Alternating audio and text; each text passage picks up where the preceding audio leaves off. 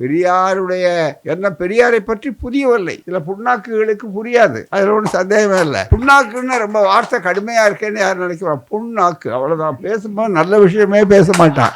அதுதான் எதை பேக்கிறது, எதை நீக்கிறது, எதை உருவது, இதை பற்றியே பேசிக் கொண்டிருக்கிறவர்கள் பலர் இருக்கிறார்கள். ஆகவே அந்த புண்ணாக்குகளுக்கு இது புரியாது. ஆனால் நன்னாக்குகள் இருக்கு பாருங்க, அவங்களுக்கு தெளிவா தெரியும். அதுதான் இவர் பாராளுமன்றத்தை எழுந்தால் சிங்கத்தை பார்த்து சிறுநரிகள் பயப்படுவதை போல மற்றவர்கள் நினைக்கிறார்கள் என்றால் காரணம் அவருள்ள ஆற்றல், அவருக்குள்ள கொள்கை பிடிப்பு, அந்த உறுதி. காரணம் அவர்கள் முழுக்க முழுக்க தயாரிப்பு என்று சொன்னால் திராவிட இயக்கத்தினுடைய சிறப்பு வாய்ந்த போர் ஆயுதங்களில் மிகப்பெரிய போர் ஆயுதமாக என்றைக்கும் இருக்கிறார். முனைமழுங்காத போர் ஆயுதம், அதுதான் மிக முக்கியம். பேராயுதம் கனிமொழி கேட்குது, அதுதான் வேடிக்கை. கனிமொழி தந்தை மகள் என்பது வேறு பக்கத்தில். ஆனால் ஒரு செய்தியாளர் ஒரு தலைவரை பார்த்து கேட்கிறார்கள் என்ற பக்குவத்திலே வருகிற போது இங்கே 60 மைல்களை கடந்து வந்த உணர்வு, எத்தனையோ காட்டாறுகளை கடந்து செய்யப்பட்ட பயணம், இன்பமும் துன்பமும் மாறி மாறி வந்த போதிலும் துன்பத்தின் அளவே என் பொது வாழ்க்கையில் அதிகம். இதுதான் திராவிட இயக்கம். திராவிட இயக்கம் வெறும் பதவிக்காக அல்ல. அதனால்தான் அண்ணா அவர்கள் அழகாக சொன்னார், திராவிட இயக்கத்தினுடைய பெருமையை சொல்லும் போது பதவி என்பது இருக்கிறத அது மேல் துண்டு, ஆனால் கொள்கை என்பது இருக்கிறத அது வேட்டி. இன்னைக்கு ரொம்ப பேருக்கு துண்டு தான் முக்கியம், அதுதான் பல பேருக்கு. அதனாலே அந்த துண்டை நினைச்சுக்கிட்டு தான் வேட்டி இருக்கா இல்லையான்னு பல பேர் கட்சியே ஆரம்பிக்கிறார்கள், அப்புறம் பார்த்துக் கொள்கிறார்கள். ஒர்க்கிங் ஃப்ரம் தி ஹோம்னு ஒரு நல்ல திட்டம் இருக்கு. கட்சியே இப்போது தலைவர்கள் ஒர்க்கிங் ஃப்ரம் தி ஹோமே நடத்துறாங்க, அதுதான் மிக முக்கியம். எல்லா தலைவர்களுக்கும் இங்கே எல்லாரும் இங்கே என்று சொல்லி கடைசியில் அங்கேயே தான் இருக்கணும், அதில் ஒன்றும் சந்தேகமே இல்லை. அந்த முடிவு அது மாதிரி இருக்கும். நான் இது வெளிநாட்டுக்காரர்கள் சம்பந்தப்பட்ட ஒரு கூட்டம், அதனால் நான் ரொம்ப எச்சரிக்கையாக பேச வேண்டியிருக்கிறது. நம்முடைய தனி தமிழ்நாட்டில் இருக்கக்கூடிய மட்டுமல்ல, ஏன்னா நம்ம பேசுறது அவர்களை பாதிக்கக்கூடாது, அது ரொம்ப மிக முக்கியமான கட்டம். அப்படிப்பட்ட ஒரு சூழ்நிலையில சொல்லுகிறார்கள், இன்பமும் துன்பமும் மாறி மாறி வந்த போதிலும் துன்பத்தின் அளவே என் பொது வாழ்க்கையில் அதிகம். அதனை எல்லாம் தாங்கிக் கொள்ளக்கூடிய அளவிற்கு இயல்பாகவே எனக்கு இருந்த நெஞ்சுறுதியும் இருந்த நெஞ்சுறுதியும் நான் பயின்ற தலைவர்கள், இதுதான் முக்கியம், நான் பயின்ற தலைவர்கள் தந்த ஊக்கமும் இவ்வளவு தொலைவு நான் வெற்றிகரமாக நடந்து வர உதவி இருக்கிறேன் என்பதை அறிந்து பெருமூச்சு விடுகிறேன். ரொம்ப அற்புதமான ஒரு பகுதி இது. அதுக்கு அடுத்தது பாருங்க, இவ்வளவு கஷ்டங்கள் நிறைந்த இந்த பொது வாழ்க்கையை நீங்கள் ஏன் தேர்ந்தெடுத்தீர்கள்? இது வேற எந்த இடத்துலையும் இது கிடைக்காது. கிடைக்கக்கூடிய எப்படி ஆழ்கடலுக்குள்ளே நுழைந்து அரிய முத்துக்களை கொண்டு வருகிறோமோ அது மாதிரி இந்த பதிவின் மூலமாக இந்த தொகுப்பாசிரியர் மிக சிறப்பாக கொண்டு வந்திருக்கிறார். அதுதான் மிக முக்கியம். இதுல இவ்வளவு கஷ்டங்கள் நிறைந்த இந்த பொது வாழ்க்கையை நீங்கள் ஏன் தேர்ந்தெடுத்தீர்கள்? உங்களுக்குள்ள பெருமையை நீங்க வெறும் கதை வசனகர்த்தாக போயிருக்கலாம், அல்லது எழுத்து மூலமாக மிகப்பெரிய எழுத்து முதலாளிகளாக போயிருக்கலாம். சிலர் எழுதியே புதினங்கள் எழுதி கட்டுரைகள் எழுதி எழுத்து மூலமாகவே மாளிகைகளுக்கு மேல் சம்பாதித்து கட்டியிருக்கிறார்கள் நேர்மையான வழியில. அப்படிப்பட்ட நிலையெல்லாம் இருக்கும்போது நீங்கள் ஏன் இதை செய்யவில்லை என்று சொல்லும்போது இந்த பதிலை மட்டும் நீங்கள் நன்றாக கவனிக்க வேண்டும். அருமையா சொல்லுகிறார், இவ்வளவு கஷ்டங்கள் நிறைந்த இந்த பொது வாழ்க்கையை நீங்கள் ஏன் தேர்ந்தெடுத்தீர்கள்? கலைஞரிடம் கனிமொழி கேள்வி, செய்தியாளர் கேள்வி, அவ்வளவுதான். கலைஞர், என்னுடைய பால பருவத்திலேயே என் உள்ளத்தில் சுயமரியாதை உணர்வு மூண்டெழுத்துவதற்கு என் கிராமத்து நிகழ்ச்சிகளே காரணமாக இருந்தன. நான் பிறந்த கிராமத்தில் என் தந்தையை போன்ற சிறந்த வித்வான்களானாலும் வேறு பல திறமைசாலிகளானாலும் கிராமத்தில் உள்ள சில ஆதிக்க சக்திகளுக்கு தலைவணங்க வேண்டிய நிலை இருந்தது. அதை பால பருவத்திலேயே நான் வெறுத்தேன். இதுதான் மனிதருக்கு மிக முக்கியம். நான் வெறுத்தேன். ஒரு கிராமத்தில் பெரிய அளவுக்கு அவர் புத்தகம் படிச்சுட்டு பெரிய தத்துவங்களுக்கு வரல.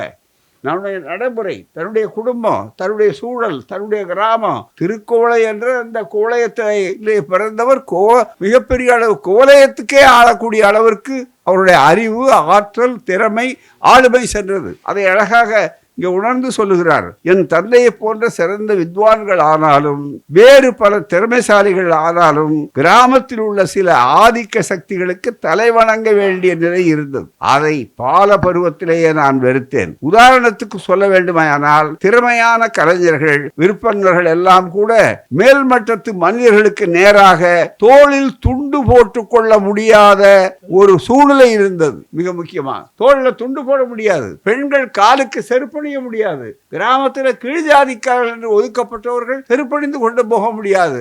ஏன்? மனிதன் பிறந்த பிற்பாடு எல்லா விதமான வேறுபாடுகளும் போய்விடுகின்றன என்று ஆங்கிலத்திலே ஒரு பழமொழியும் மனித நேயமும் உண்டு. All our differences ceases with the grave. மிக முக்கியமாக அப்படிப்பட்ட ஒரு சூழ்நிலையில என்ன நடக்கிறது என்று சொன்னால் நண்பர்களே, இறந்து போன பிற்பாடு அந்த தெரு வழியாக கூட இடுகாட்டுக்கும் சுடுகாட்டுக்கும் போக முடியாத காட்டு மிராண்டித்தனம் இந்த நாட்டில் கோல வச்சு கொண்டிருக்கிறது. அதை பார்த்து அவர் எவ்வளவு குமுறி போய், அதுதான் பெரியார், அதுதான் அண்ணா, அதுதான் கலைஞர், அதுதான் திராவிட இயக்கம்.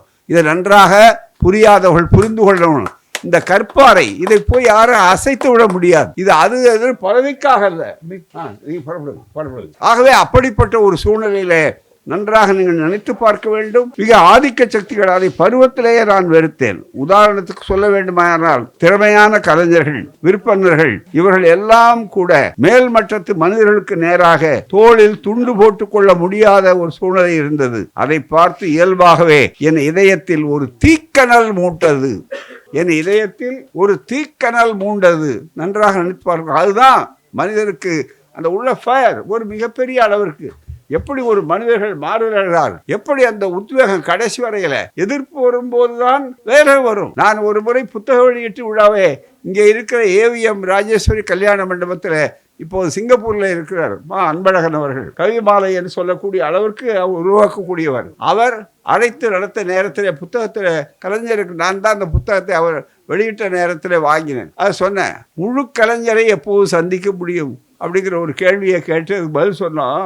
எதிர்ப்பில் தான் முழு கலைஞரை சந்திக்க முடியும் சொன்னோம். பாராட்டும் போது முழு கலைஞரை பார்க்க முடியாது, அவருக்கு எதிர்ப்பு வரணும். அதுதான் மிக முக்கியமாக. சொல்லும் போது அதை பார்த்து இயல்பாகவே என் இதயத்தில் தீக்கனல் மூண்டது. அந்த கனலை காற்று வீசி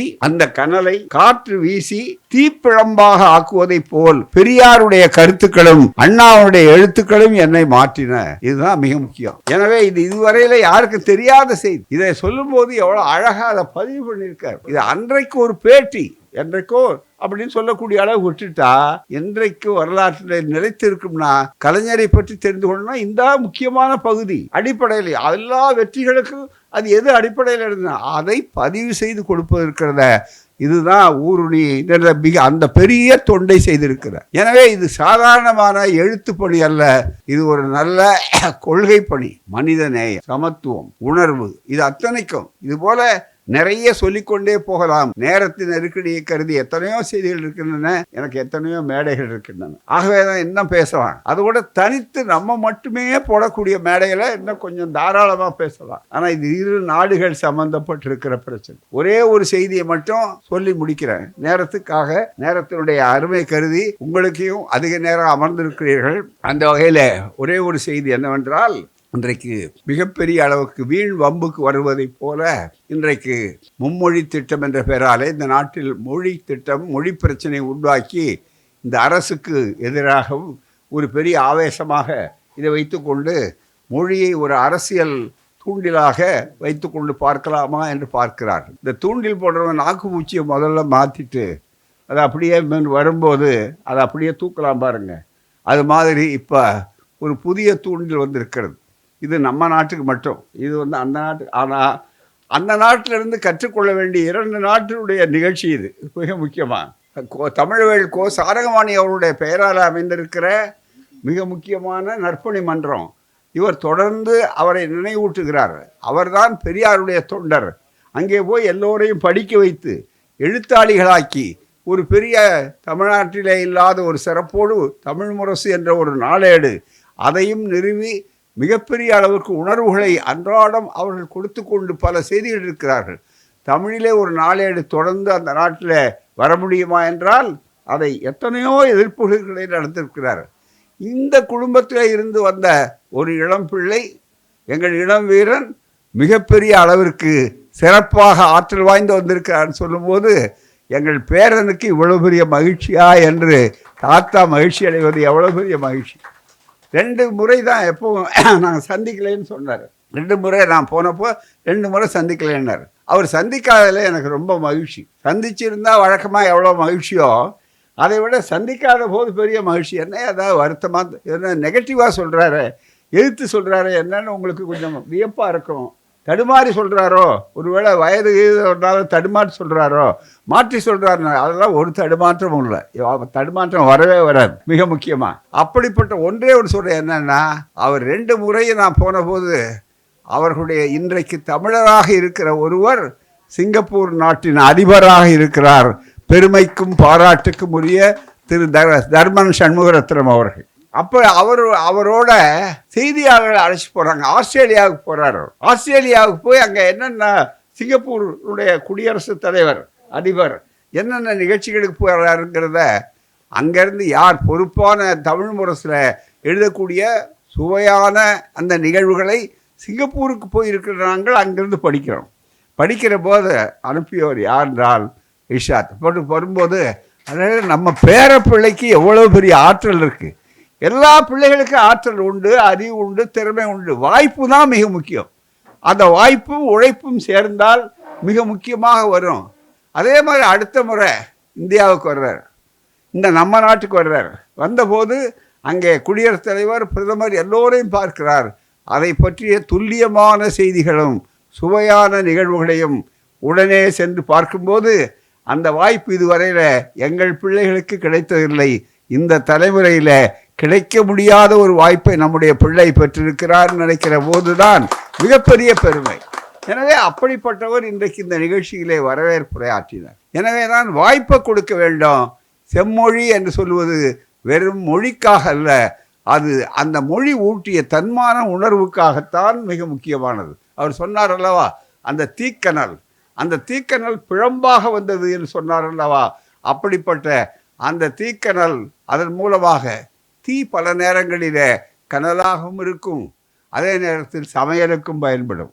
எப்படி ஆற்று நீர் வெள்ளமாக வந்தாலும் அது அணைக்கட்டில் வருகிற போது பயன்படுகிறதோ, அதுபோல எங்கள் பிள்ளைகளுக்கு திறமைசாலிகளாக இருக்கும்போது அவள் அங்கங்கே வருவார்கள். எனவே இந்த நூல் என்பது சிறப்பானது. இதை ஒட்டி இன்னும் செம்மொழி விரிவாக இன்னும் பல நிலங்களுக்கு வரக்கூடிய வாய்ப்பை பெற்று நிறைய புத்தகங்களை தாருங்கள், நிறைய நூல்களை தாருங்கள். நீங்கள் வரலாற்று ஆவணத்தை உருவாக்குங்கள். அதன் மூலமாக புதிய சமுதாயத்தை உருவாக்குவோம். காரணம், யாதும் ஊரே யாவரும் கேளீர். இதில் மிக முக்கியமாக தெரிந்து கொள்ள வேண்டிய ஒரே ஒரு செய்தியை மட்டும் உங்களுக்கு நேரத்தின் நெருக்கடியினாலே சொல்லிவிட்டு முடிக்கிறேன். என்ன என்று சொன்னால், இது இன்றைய காலகட்டத்தில் தேவையான ஒரு செய்தி. லீ குவான் யூ அவர்கள்தான் சிங்கப்பூரை நவீனமயமாக்கியவர். இங்கே எப்படி கலைஞர்கள் தமிழ்நாட்டை நவீனமயமாக்கியவர் நாம் நினைக்கிறோமோ, அதே போலத்தான் அண்ணா தொடங்கி கலைஞர் ஆட்சி, இன்றைய ஆட்சி அதை தொடர்கிறது. அப்படிப்பட்ட நிலையிலே லீ குவான் யூ அவர்கள் ஒரு அற்புதமான சிந்தனையாளர், நல்ல ஆளுமை படைத்தவர். மிக முக்கியமாக எவ்வளவு நிதானமானவர் என்பதற்கு அடையாளம் என்று சொல்லும்போது, இங்கே அவர் ஒரு புத்தகம் எழுதியிருக்கிறார். இந்த புத்தகம் இப்போது இந்த அறிவுரை இந்த அரசுக்கு தேவை. அதுதான் மிக முக்கியம், பயன்பட வேண்டியது. மை லைஃப் லாங் சேலஞ்ச், என்னுடைய வாழ்நாள் முழுக்க பெரிய ஒரு அறைகோலை நான் சந்திக்கிறேன்.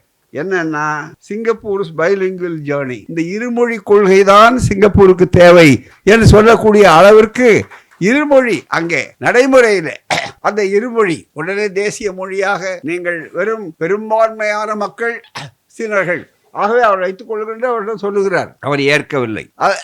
நினைத்து பார்க்க வேண்டும், யோசிக்கிறார். உடனே பழைய சிந்தனைகளுக்கு ஆளாகும் போது வெள்ளைக்காரர்கள் இருந்த அந்த காலகட்டத்தையும் அவர் நினைத்து இப்போது அங்கு 4 தேசிய மொழிகள். இந்த 4 தேசிய மொழிகள்ல ஒரு ஆளும் கட்சி என்று சொல்கிற போது ஆங்கிலத்தை மட்டும் ஆளும் மொழியாக வைத்திருக்கிறார். அதை எப்படி சமமாக நடத்துகிறார். இங்க மாதிரி அவர் நீங்க 3வது மொழி வையுங்கள் என்று பேசி விட்டு வேற எதுவும் கிடையாது, இந்த நாங்கள் எங்கள் விரும்புகிற மொழியை மட்டும், ஒரே மொழியை மட்டும் வைக்கிறோன்னு சொல்ல வேண்டாம். இது சிங்கப்பூரில் இருக்கக்கூடிய ஒரு சாதாரண குறிப்பு நோட்டு. இதுக்கு ஒரு 60 காசு கொடுத்து வாங்குறோம். 60 காசு ரொம்ப ஆதாரத்தோட இந்த இதில் ஒட்டியிருக்காங்க. இந்த விலை போட்டு ஒட்டியிருப்பாங்க. அந்த ஒட்டும் போது மேலே பாருங்க, தேங்க்யூ, நன்றி சொல்லியிருக்காங்க வாங்கினதுக்காக.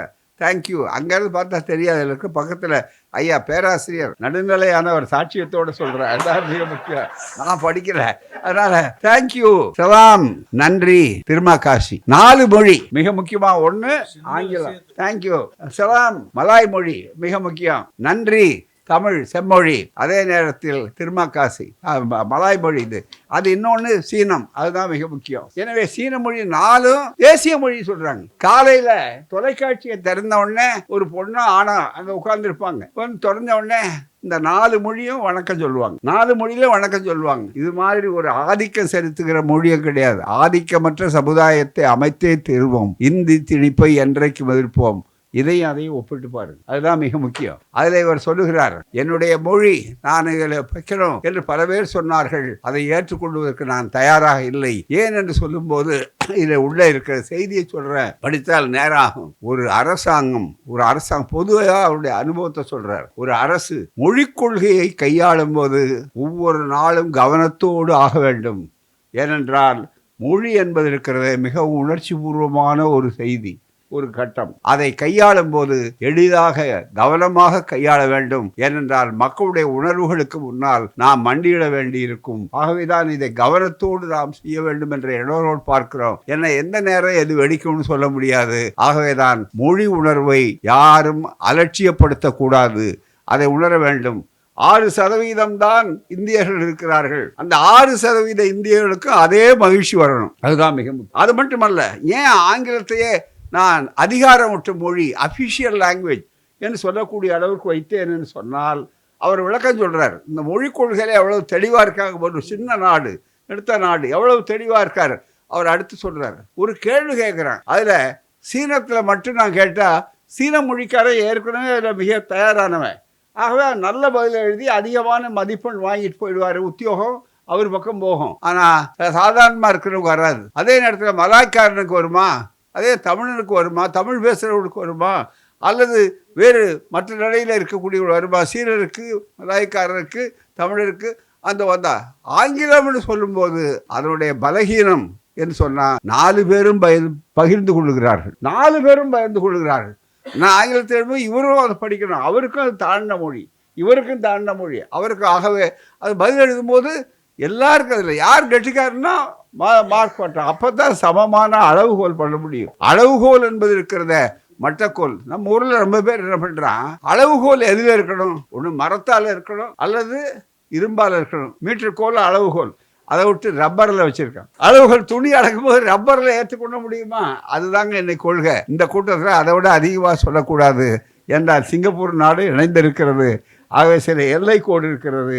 அந்த எல்லைக்கோட்டை நான் தாண்ட விரும்பவில்லை. ஆனால் புகழ்வதற்கும் பாராட்டுவதற்கும் ஊக்கப்படுத்துவதற்கு எல்லை இல்லை. எனவே தொல்லை இல்லை. எனவே அவர்கள் வாழ்க, வளர்க, இன்னும் பல நூல்களை கொண்டு வருக. எனவே தான் நூல்கள் என்று சொல்லுகிற நேரத்தில் பல வகையான நூல்கள் உண்டு. சில நேரங்களில் சிக்கலான நூல்களும் உண்டு. சிக்கலையும் மாற்றிக்கொண்டு இந்த நூல்களிலிருந்து வரக்கூடிய ஆற்றல் இது போன்ற செம்மொழிக்கு உண்டு.